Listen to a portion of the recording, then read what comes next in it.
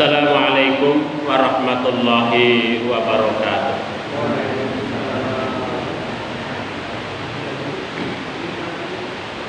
Alhamdulillah. Alhamdulillahilladzi arsala rasulahu bil huda wa dinil haqq liyudhhirahu 'ala dini kullihi walau karihal kafirun. Asyhadu an la ilaha illallah wahdahu la syarika lah wa asyhadu anna Muhammadan abduhu wa rasuluh. Allahumma shalli wa sallim wa barik ala Muhammad wa ala alihi wa ashabihi wa man tabi'ahum ila yaumil qiyamah, amma ba'd. Ingkang kawula hormati para pinisepuh, bapak-bapak, ibu-ibu, hadirin wal hadirat, adik-adik remaja yang insyaallah semuanya dimuliakan, dirahmati, diberkahi oleh Allah Subhanahu wa taala. Alhamdulillah, segala puji dan syukur senantiasa kita panjatkan kehadirat Allah Subhanahu wa taala atas segala limpahan nikmat yang Allah berikan kepada kita bersama. Mudah-mudahan sholawat serta salam senantiasa tercurah kepada junjungan kita, Nabi kita Muhammad Sallallahu Alaihi Wasallam serta keluarga, sahabatnya dan juga umatnya. Bapak Ibu yang dirahmati oleh Allah Subhanahu Wa Taala, marilah kita buka forum kita ini dengan sama-sama membaca basmalah. Bismillahirrahmanirrahim. Bapak Ibu yang dirahmati oleh Allah, pada kesempatan malam hari ini kita sampai kepada hadis yang ke-38, yaitu tentang kewalian. Jadi ngaji ini rada berat ya Bapak Ibu sekalian. Ini ilmu tentang wali atau kewalian.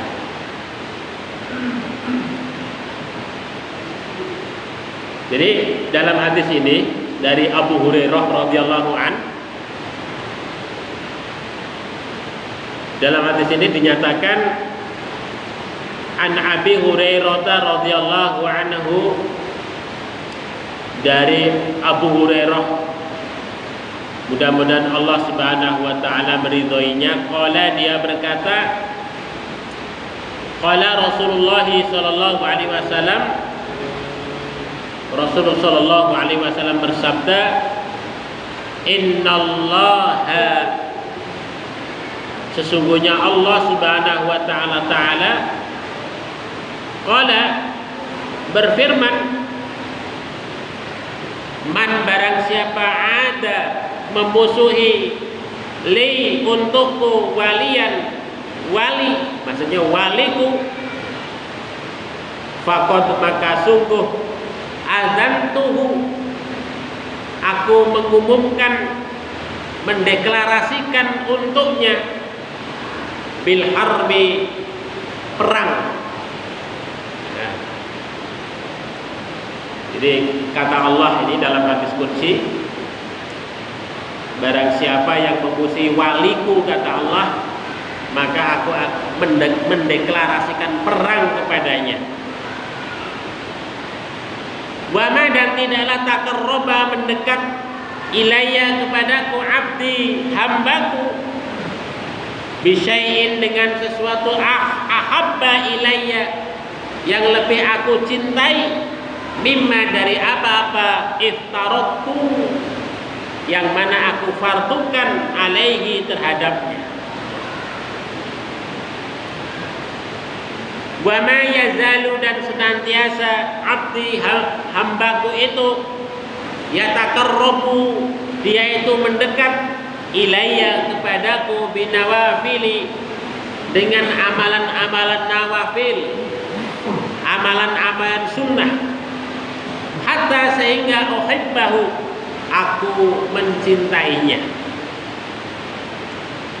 Fa'idha, dan apabila ahbabtuhu, aku mencintainya, kata Allah, kuntu, maka aku menjadi sam'ahu, pendengaran untuknya, alladzi, yang yasma'u, dia itu mendengar, bihi dengan pendengaran itu,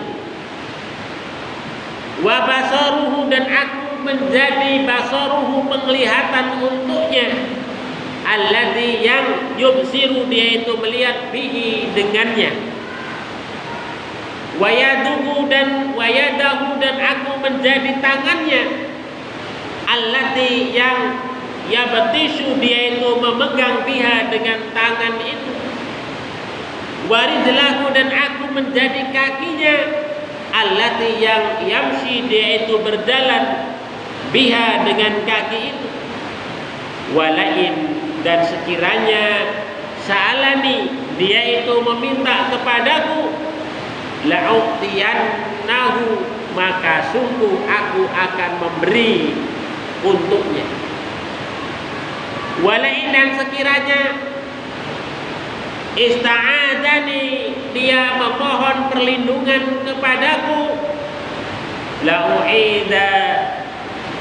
la'u'idannahu maka sungguh aku akan memberikan perlindungan untuknya. Rawahul Bukhari, diriwayatkan oleh Imam Bukhari. Bapak Ibu yang dirahmati oleh Allah Subhanahu wa taala, terus ini tentang ilmu kewalian Bapak Ibu sekalian. Ilmu wali Allah. Terus di sini dinyatakan man adali walian. Kata wali secara bahasa mereka dari kata wala yali, wala walaun yang maknanya adalah menurut baca sampainya dua hal yang tidak ada hijab di antara keduanya. Sampainya dua hal yang mana di antara keduanya itu tidak ada hijab, artinya sangat dekat sekarang. Itu disebut wali secara bahasa.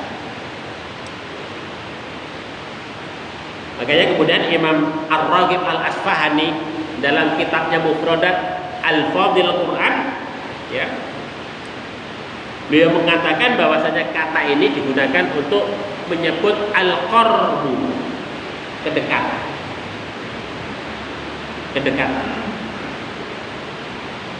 Jadi seseorang menjadi walinya orang lain karena dia itu karena faktor kedekatannya. Begitu.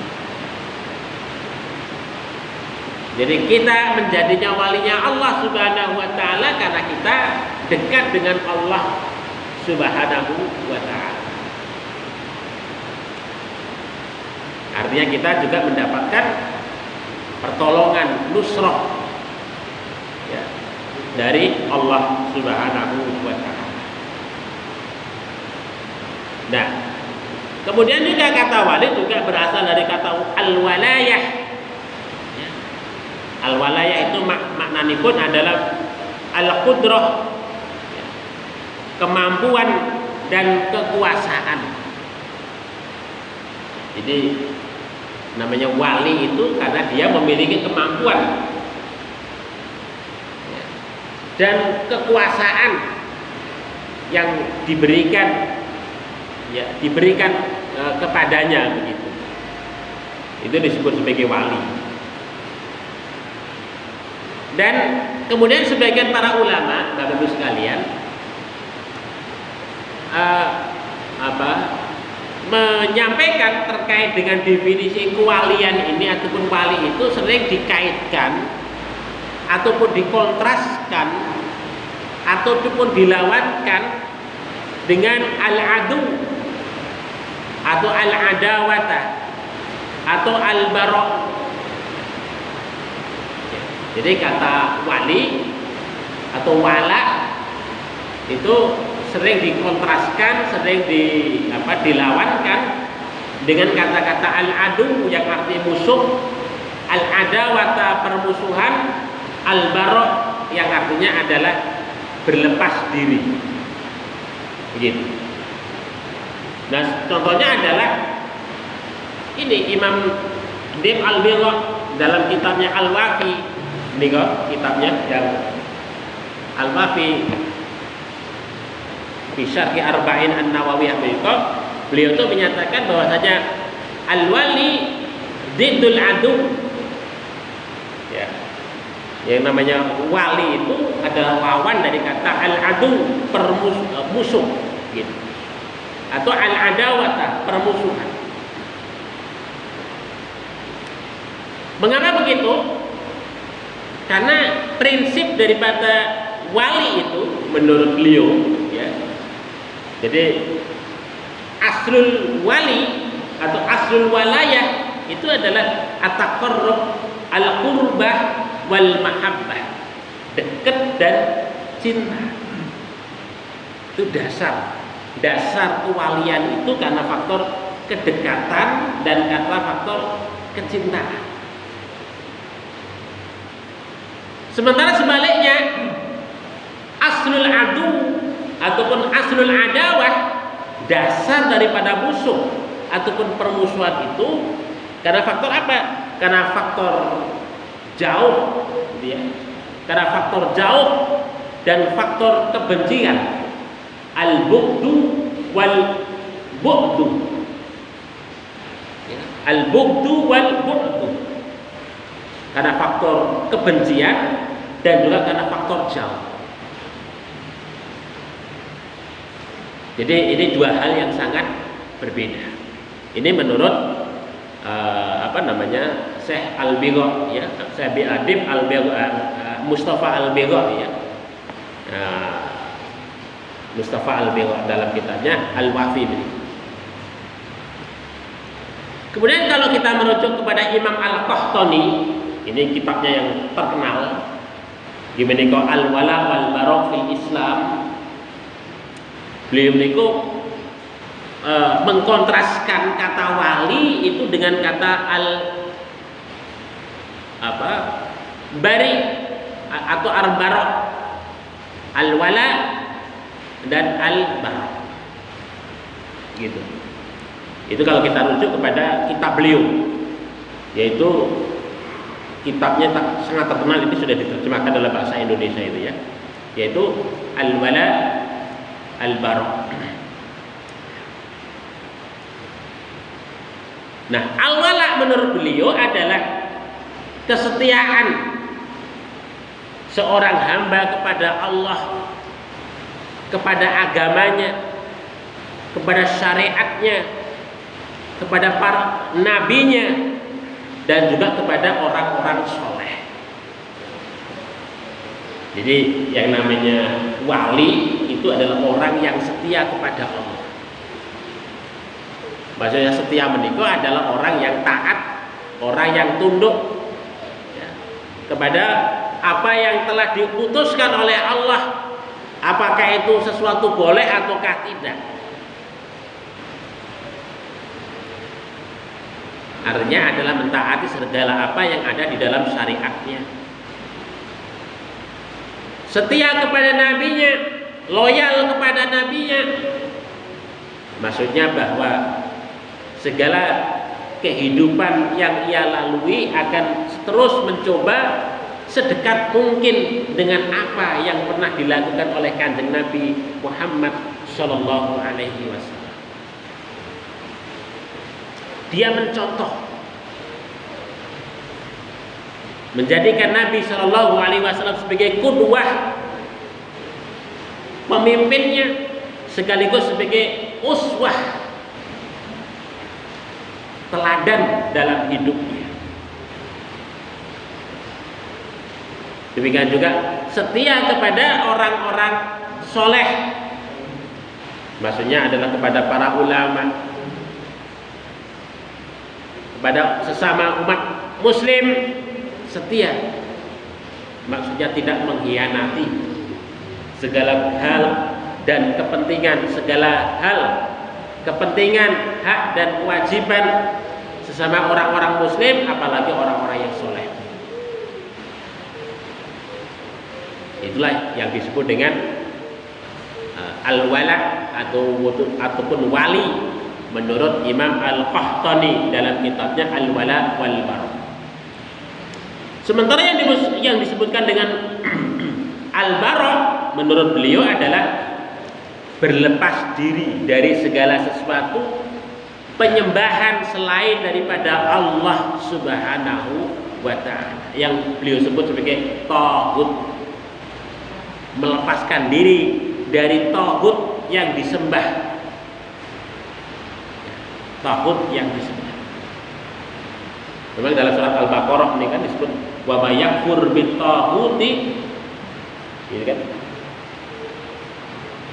wa may yakfur bit taghut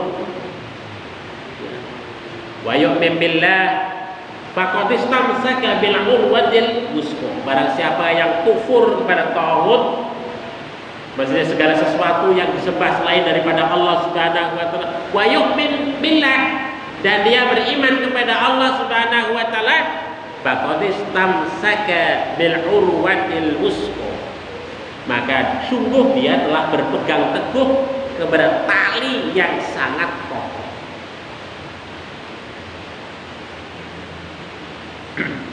Nah, ini kalau kita kaji Bapak Ibu sekalian dari sisi pengertian yang disampaikan oleh para ulama kepada kita bersama, itulah yang disebutkan dengan wali ataupun al-walayah, begitu.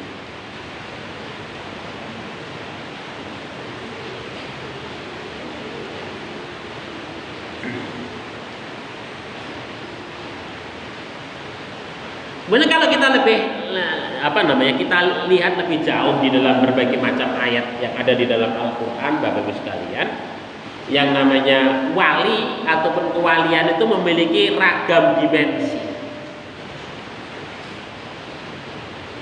Kewalian dalam pengertian duniawi sampai pengertian agama,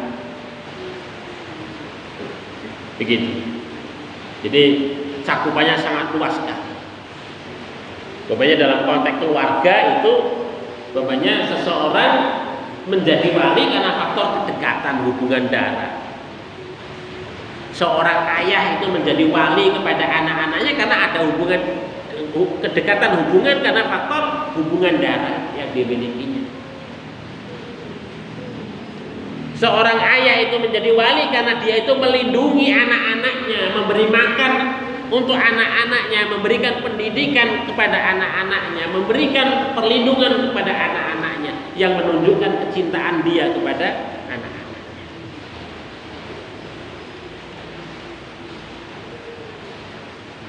Itu begitu Bapak Ibu sekalian. Jadi karena faktor kedekatan dan juga karena faktor kecintaan. Nah, dalam konteks politik, wali pemimpin menika disebut dengan waliul amri atau walayatul amri. Kenapa? Karena pemimpin itu adalah mengurusi urusan kaum muslimin. Perkara-perkara penting kaum muslimin itu diurus oleh para pemimpin, sehingga pemimpin itu disebut dengan waliul amri. Mengapa para pemimpin itu disebut dengan waliul amri? Karena pemimpin menika adalah memiliki kedekatan dengan umat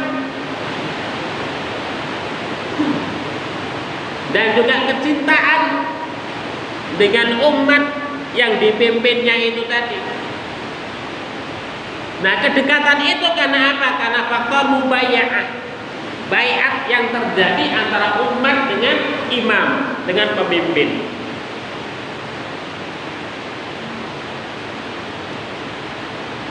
Umat memberikan kesetiaan dan ketaatan kepada pemimpin,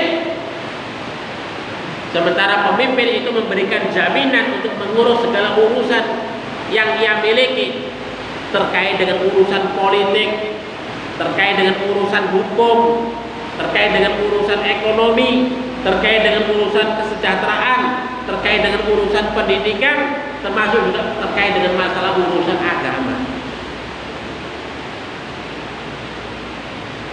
Itu namanya kontrak, itu disebut dengan dalam syariat menika disebut dengan baiat.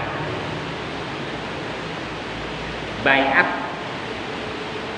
Artinya jual beli antara rakyat yang dipimpin dengan yang memimpin menika disebut dengan bai'at, proses jual beli, mubaya'ah di antara kedua belah pihak itu. Makanya orang-orang Islam, Bapak Ibu sekalian, dilarang, tidak boleh memimpin memilih pemimpin yang mana pemimpin itu kok tidak memiliki kecintaan kepada kita. Nggak boleh. Karena apa? Karena seorang pemimpin yang tidak memiliki kecintaan kepada kita pasti tidak akan mengurus urusan kita. Begitu. Maksudnya kecintaan kepada kita mereka urusan kaum muslimin. Kecintaan kepada Allah, kecintaan kepada nabinya, kecintaan kepada agama kita, dan juga urusan-urusan kaum muslimin yang lain. Itu.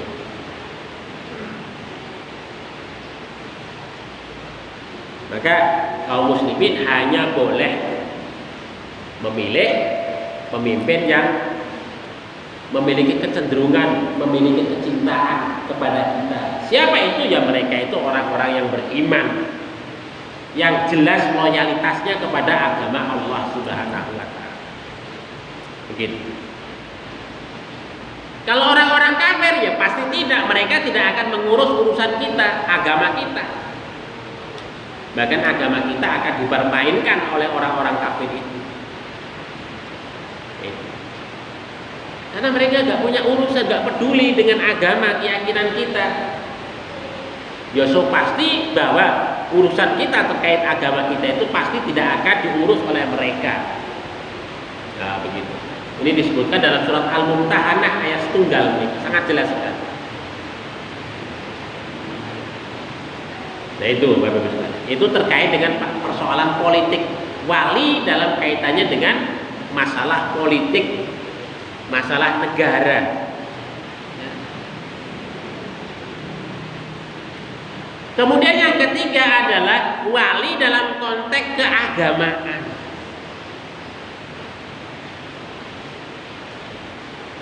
Wali dalam konteks keagamaan itu adalah ketundukan dan ketaatan kepada Allah Subhanahu wa taala dalam bikin syariat dan tauhid.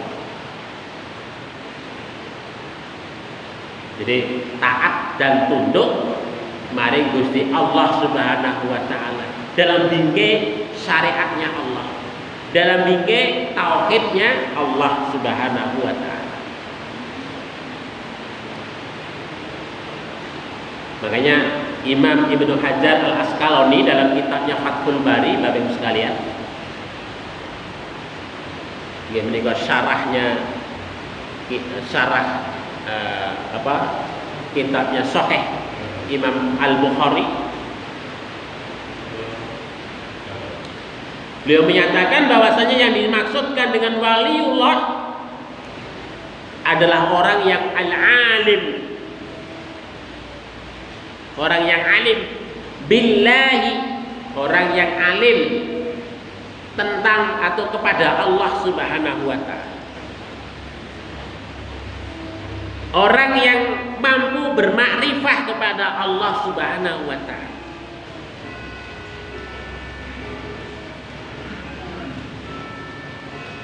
Ini Ibnu Hajar Al-Asqalani dalam kitabnya Fathul Bari itu bagus kan. Dan yang kedua melaksanakan ketaatan kepadanya. Dan yang ketiga adalah ikhlas dalam beribadah kepadanya. Jadi ada 3 faktor menurut beliau, yaitu alim. Alim itu artinya kita ngerti dengan syariatnya Allah Subhanahu wa taala. Itu alim, alim billah. Kita faham dengan apa yang dikehendaki, yang diperintahkan, yang dicegah oleh Allah Subhanahu wa taala. Faham, ngerti.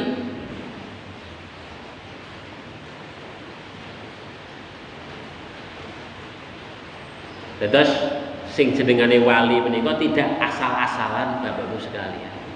Ngerti syariat. Ngerti syariat. Orang yang sangat hati-hati di dalam menjalankan syariat. Seorang wali pasti tidak akan sembrono, asal-asalan di dalam menjalankan syariat. Karena dia alim, ngerti betul tentang syariat Allah Subhanahu wa ta'ala. Kemudian alim ditindaklanjuti dengan ketaatan yang betul, dibarengi dengan keikhlasan di dalam menjalankannya itu semata-mata karena Allah Subhanahu wa ta'ala. Nah, ini menurut Imam Ibnu Hajar Al-Asqalani dalam kitabnya Fathul Bari ketika mensyarah hadis ini.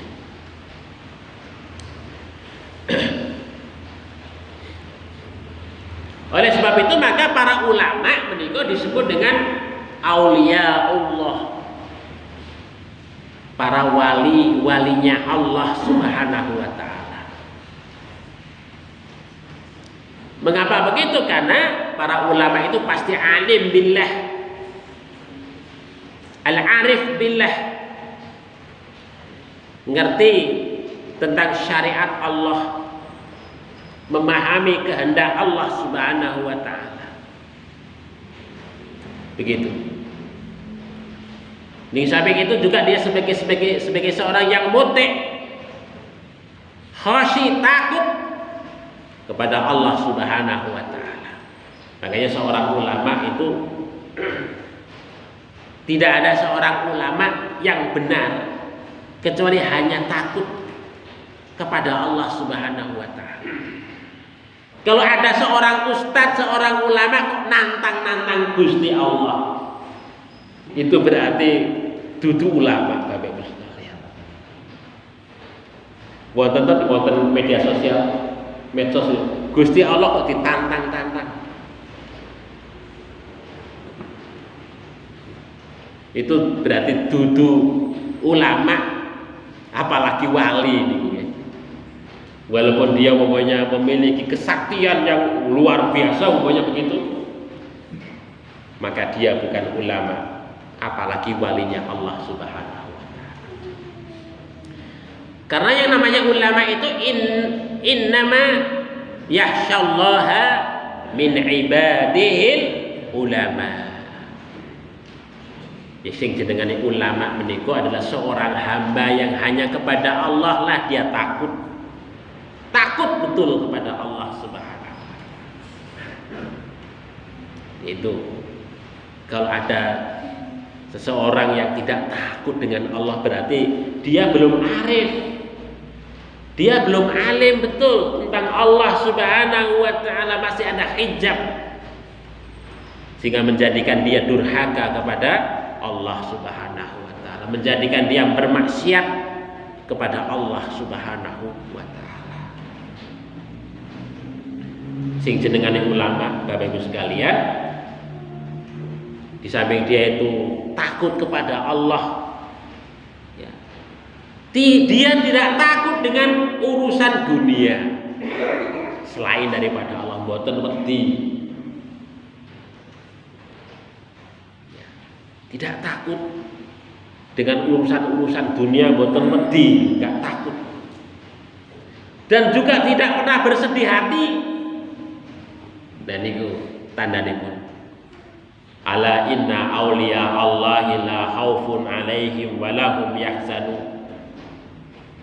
Ingatlah, inna awliya Allah, sesungguhnya para auliyanya Allah, para wali-walinya Allah itu la khaufun alaihim, tidak ada rasa takut bagi mereka itu, walahum yahzanun, dan mereka itu tidak pernah bersedih hati dalam kaitannya dengan urusan dunia nika, mboten bersedih hati. Dunia dibawa santai, Bapak Ibu sekalian. Bagi orang yang demikian menikah, kalau kita kan kehilangan setitik dunia saja sudah bingungnya, Mas ampun Bapak Ibu sekalian. Nangis geru-geru karena kehilangan sedikit dari dunia dari kita. Padahal itu dunia ini adalah cuman sekedar titipan Allah. Wong diambil kan Gusti Allah kok kita tangisan, ya kan? Nah, ngoten niku. Bagi seorang aulia Allah, bagi seorang wali-walinya Allah Subhanahu wa taala, maka ketika kita kehilangan dunia menika tidak akan pernah bersedih hati. Tidak akan pernah merasa takut. Ngoten niku. Inilah bedanya seorang wali dengan kita semua Bapak Ibu sekalian. Kemudian wali yang mendapatkan pembelaan Allah Subhanahu wa taala siapa itu?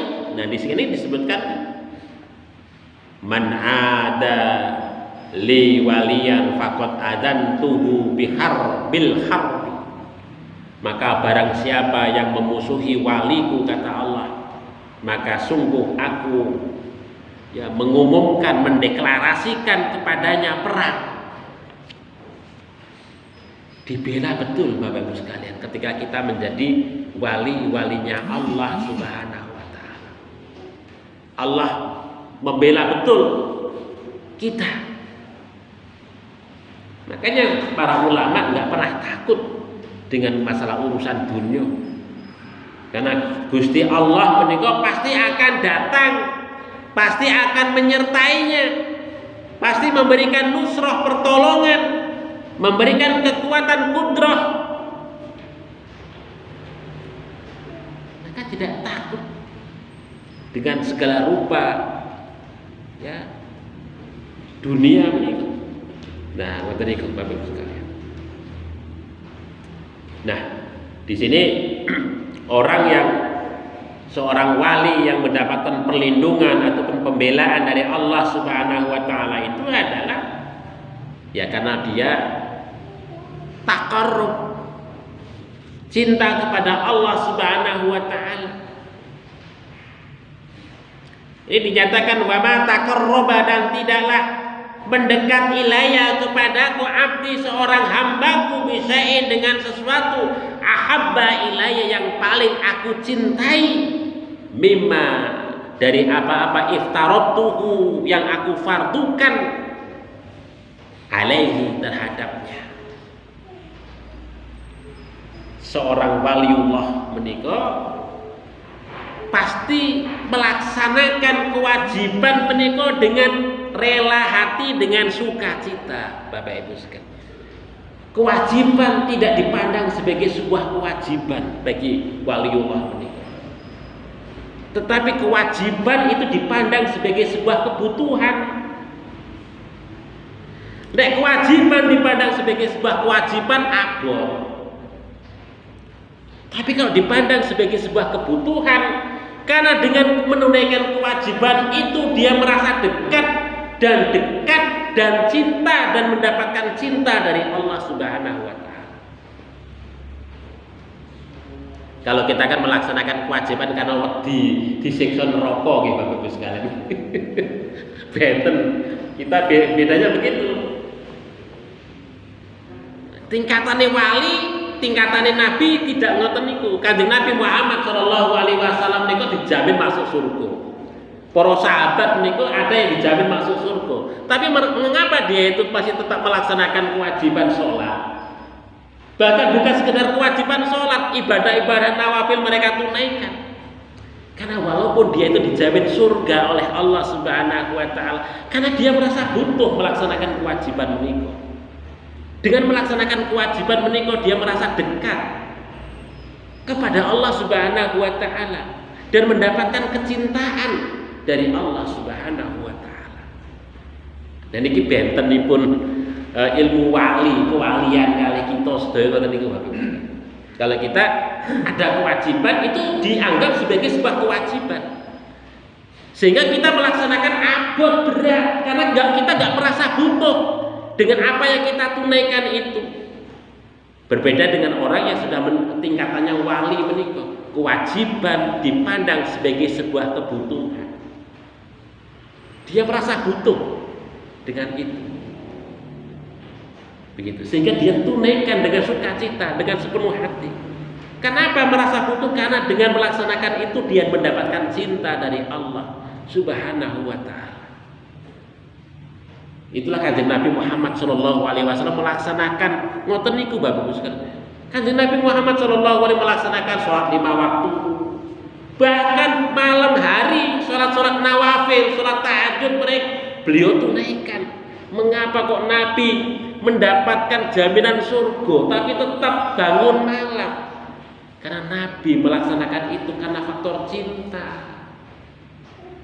Melaksanakan sesuatu bukan lagi merasa terbebani karena faktor kewajiban, karena cinta dia ingin dekat dengan Allah ya. Dengan melaksanakan itu kecintaan Allah begitu luar biasa kepadanya, sehingga melaksanakan segala sesuatunya dengan penuh sukacita. Nah itu Bapak Ibu sekalian, makanya di sini yang pertama itu kata Kanjeng Nabi, kata Allah Subhanahu wa taala melalui lisanipun Kanjeng Nabi Muhammad sallallahu alaihi wasallam, ya. Bi syai'in ahabba ilayya mimma aftaratu alaihi. Tidak ada sesuatu yang lebih aku cintai daripada segala sesuatu yang telah aku fardukan kepadanya.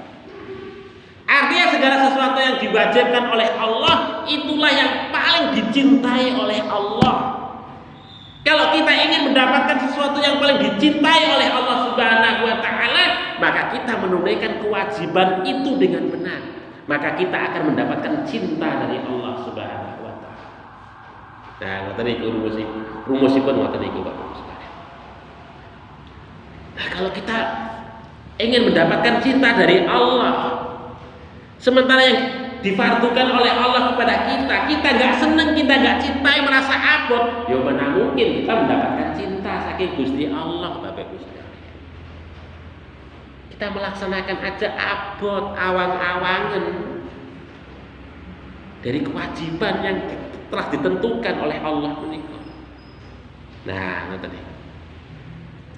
Itu yang pertama. Kemudian yang kedua kata Allah, ma yazalu abdi, ya, hambaku itu senantiasa yataqarrabu, dia itu berdekat-dekat.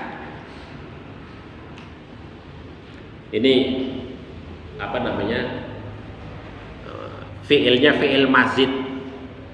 Taqarraba yataqarrabu, itu taqarraba itu maksudnya dekat. Berdekat maksudnya sering melakukan, berdekat, usaha secara terus menerus untuk berdekat-dekat. Tidak sekedar dekat sekali, boten. Yang namanya ya takarrub itu ada usaha secara kontinu, terus, ada usaha terus untuk mendekat. Nah, itu bedanya koruba dekat dengan ya takarrub. Jadi usahanya menikah bersifat kontinum, secara terus menerus yang dilakukan oleh seorang hamba menikah. Gitu. Ilayya kepadaku kata Allah binawafili, dengan ibadah-ibadah nafilah. Ibadah nafilah itu kata lain dari kata sunnah, kata lain dari kata mustahab atau mustahabbah. Nah, ya. Artinya adalah amalan-amalan ataupun perkara-perkara selain yang difardukan oleh Allah kepada kita.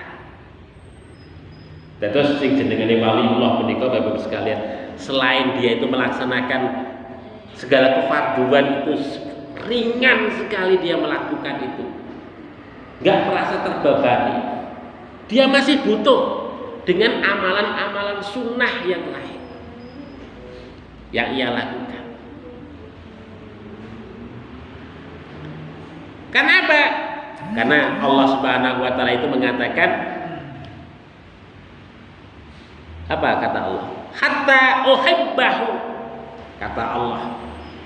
Karena dengan perbuatan nafilah atau nawafil itu, maka seorang hamba itu adalah akan dicintai oleh Allah Subhanahu wa taala. Itu akan mendatangkan cintanya Allah ya kepada seorang hamba begitu. Bapak Ibu yang dirahmati oleh Allah Subhanahu wa taala. Itu syaratnya ngoten niku Bapak Ibu. Dalam kaitannya dengan persoalan syariat melaksanakan kefarduan yang pertama, yang kedua melaksanakan segala sesuatu yang bersifat nafilah, nawafil dilakoni. Fardu menika tidak sekedar urusan kita dengan Allah, mboten Bapak Ibu sekalian. Yang namanya fardu menika urusan-urusan yang wajib dalam konteks hubungan sesama umat manusia itu juga mafruḍah. Segala sesuatu yang sifatnya fardu ataupun wajib.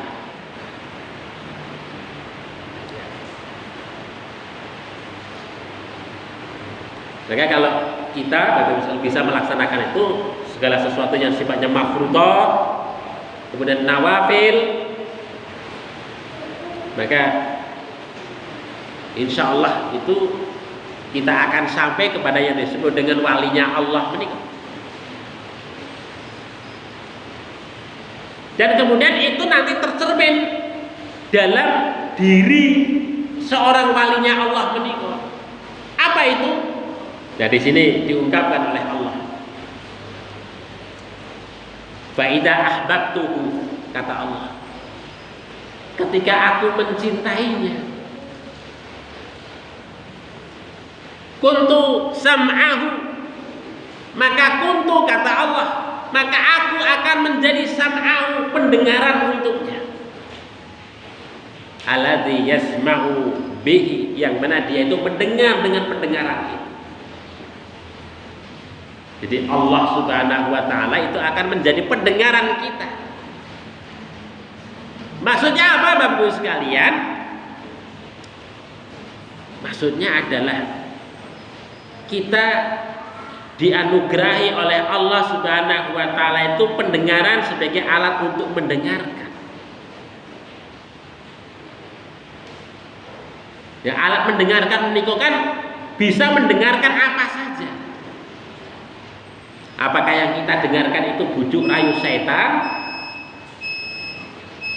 ataukah yang kita dengarkan itu adalah syariatnya Allah Subhanahu wa taala? Seorang waliullah Bapak Ibu sekalian, maka dia itu tidak akan mendengar kecuali apa yang telah ditentukan oleh syariatnya Allah Subhanahu wa taala. Dia hanya mendengar syariatnya Allah Subhanahu wa taala. Dia takut untuk mendengar selain daripada syariatnya Allah Subhanahu wa taala. Itulah yang dimaksudkan bahwasanya Allah itu akan menjadi pendengaran untuknya. Karena yang ia dengar itu hanya syariatnya Allah, bukan yang lainnya. Begitu. Itu yang pertama, Bapak Ibu sekalian. Kemudian yang kedua kata Allah, wa basarul ladzi yubsiru bihi, dan aku, kata Allah, akan menjadi penglihatan yang mana dia itu melihat dengan penglihatan. Maksudnya adalah bahwa penglihatan itu adalah merupakan anugerah yang Allah berikan kepada kita. Penglihatan itu adalah ya bisa mencandra apa saja Bapak Ibu sekalian. Apakah itu baik ataukah buruk, kebenaran ataukah kebatilan. Tapi bagi seorang waliullah, dia takut untuk kemudian melihat segala sesuatu yang itu bukan haknya. Dia takut untuk melihat kecuali apa yang telah ditentukan, disyariatkan oleh Allah Subhanahu wa taala. Jadi penglihatannya dia gunakan hanya untuk melihat kebaikan, sesuatu yang hak, sesuatu yang sesuai dengan aturan syariat. Itu yang kedua Bapak Ibu sekalian. Kemudian yang ketiga adalah wa yadahul ladzi yabtishu biha, dan aku, kata Allah Subhanahu wa taala, akan menjadi tangannya yang mana dia itu dapat memegang dengan tangan itu. Tangan itu merupakan simbol iradah, kehendak. Tangan itu juga sebagai simbol al-qudrah, kemampuan. Tangan itu juga sebagai simbol al-a'mal, perbuatan Bapak Ibu sekalian. Tentu ini karena simbolnya iroda al-qudra al-a'mal menika, maka tangan itu bisa kemana saja. Tapi bagi seorang waliullah yang namanya tangan itu dan hanya digunakan dalam rangka untuk beramal yang baik, amal yang soleh. Dia takut untuk kemudian beramal yang sifatnya fasidah atau beramal yang sifatnya sayyi'ah ataupun dosa. Begitu. Dan yang keempat adalah warijlahul ladzi yamshi biha, dan aku akan menjadi kakinya yang mana dia itu berjalan dengan kaki itu. Kaki itu menyimbolkan pergerakan. Kaki menyimbolkan juga keberpihakan. Jadi berjalan kemana? Apakah kebaikan atau keburukan itu menunjukkan keberpihakan kita. Nah, maka bagi orang-orang yang waliullah, ya Bapak Ibu sekalian, maka kaki itu hanya digunakan dalam rangka untuk melangkah demi ketaatan kepada Allah Subhanahu wa taala. Kemudian yang terakhir Bapak Ibu sekalian, difirmankan oleh Allah, wala in sa'alani la'utiyannahu wala in ista'dani u'idannahu. Maka seorang waliullah menika lesannya itu senantiasa basah dengan permohonan, permintaan, mohon perlindungan kepada Allah. Doa banyak dipanjatkan olehnya. Oleh sebab itu maka disinilah Allah Subhanahu wa taala mendengar doa yang dia panjatkan, yang dia munajatkan kepada Allah. Ya, ketika dia memohon sesuatu pasti diijabah oleh Allah. Ketika dia meminta memohon perlindungan, maka pasti akan diberikan oleh Allah Subhanahu wa taala. Bapak Ibu yang dirahmati oleh Allah Subhanahu, itulah sifat karakter daripada waliullah, ya, walinya Allah Subhanahu wa taala yang digambarkan dalam hadis Nabi ini. Ya, saya kira begitu Bapak Ibu sekalian, karena waktunya sudah Isya, kita akhiri dengan sama-sama membaca doa kifaratul majlis. Subhanakallahumma rabbana wa bihamdika asyhadu an la ilaha illa anta astaghfiruka wa atubu ilaik. Ada kesalahan, kekhilafan, mohon maaf. Billahi taufik wal hidayah. Assalamualaikum warahmatullahi wabarakatuh.